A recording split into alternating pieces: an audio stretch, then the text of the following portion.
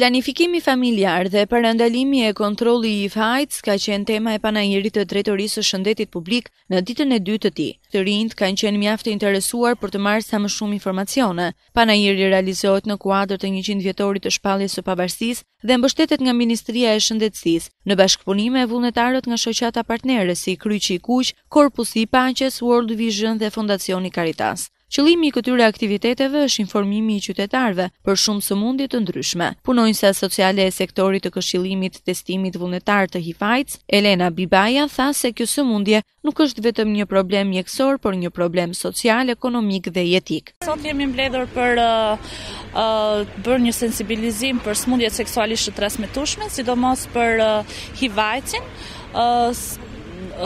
Mesazhi jonë është që t'i përcjelli komunitetit se si të ruhen nga këto sëmundje, se si të mos marrin si të mbrohen nga mënyra e marrjes së transmetimit, të ulin stigmën, diskriminimin, gjithashtu dhe të reduktojnë apo ndryshojnë sjelljet e rrezikshme.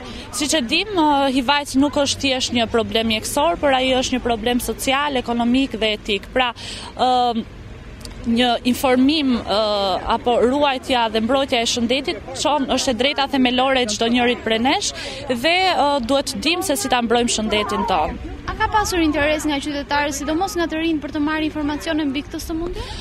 Sot ka pasur mjaft interes si për të rinjt, për gjitha moshat, për grupe të ndryshme, edhe ato grupe vulnerabël, dhe ne i bëjmë thirrje të gjithë komunitetit që të vinë të testohen për këto analiza.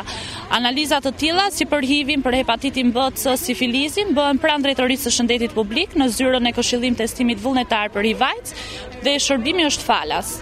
Të gjithë personat që duan të kryejnë analizën e HIV/AIDS mund ta kryejnë atë falas pranë Drejtorisë së Shëndetit Publik.